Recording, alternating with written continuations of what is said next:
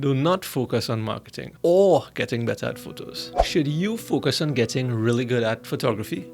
Or should you hold off on that and instead, once you're alright at like an acceptable level, then spend all of your time on marketing, online marketing, getting yourself out there? Which one should it be? Or is it both? I'm glad that you asked, because in this video, I'll be talking about where your effort should really be geared towards. The truth is that marketing and photography really goes hand in hand. So straight up, I would say, do not focus on marketing or getting better at photos. It's really not either or. Think about it like this.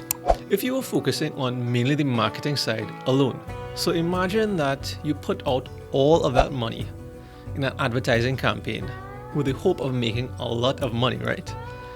And when you actually have the attention, you've got in front of an audience. Now what? What do you have to show for it? You did all of that marketing. You have all of those potential buyers, potential clients. And when they stumble upon your profile, wait, not stumble, because you caught them, you reeled them in. Is this emotion? I don't really fish. So you drag them into your profile, drag them onto your website. If you have one, that is. And what do they see? Maybe one or two good photos, or maybe it was just one really good one. That is just not good enough. How is that going to turn them into a customer? And on the other hand, on the other side, let's say you just focus on getting better at photos, on getting really good photos. And of course, you're doing photos that you like, that you think is amazing, right? I'm sure it looks amazing, but who's seeing it? More importantly, who's paying you for them or going to hire you to take photos like that?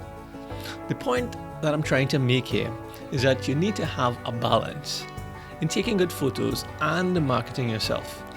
Because if you don't do that, you're setting yourself up for some trouble. And if you're like me and you don't like trouble, then do this instead.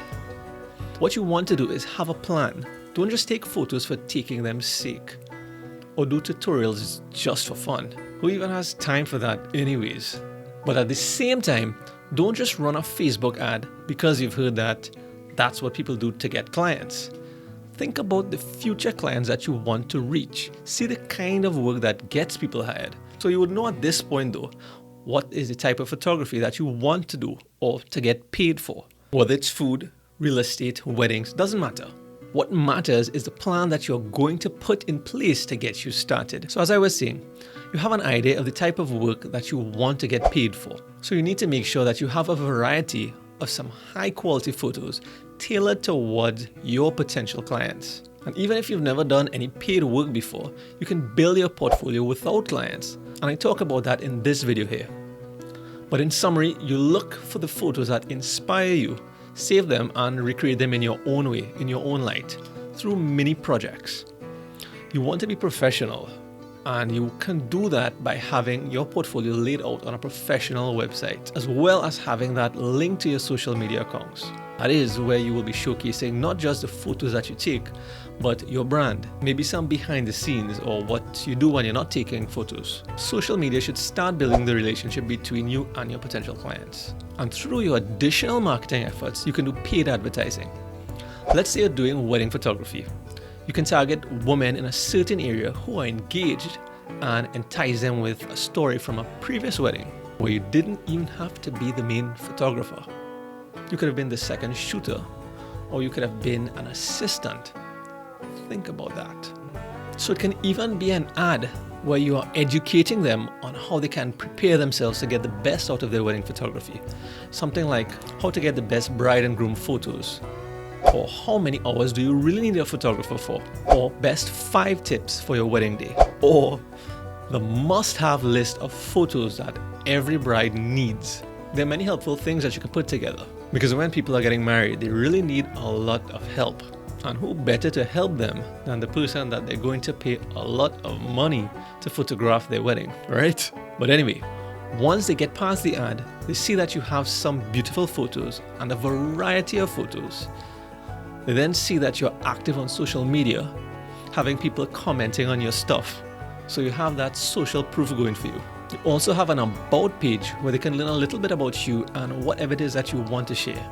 So it's starting to feel now like they know who you are, starting to trust you, almost like you all are friends already, which is what you want. All of that will help the process of making the call and reaching out to you. It'll be easier this way, and it's no doubt that this will be a step in the right direction towards becoming a professional photographer. Now, the tips in this video are going to separate yourself from the people that get paid for their photography and the people that are really good at taking photos, but they don't really get paid. Which one do you want to be? So what kind of photography are you looking to get into? Let me know in the comments below. Now, if I'm thinking what you're thinking, you're probably wondering, how can you possibly start a wedding photography business if you don't have much experience? Then you're going to want to look at this video next, because over there I cover exactly how you can start that. And not only how you can start that, but how you can actually get paid for it without experience. How about you check that out next? I'll see you over there.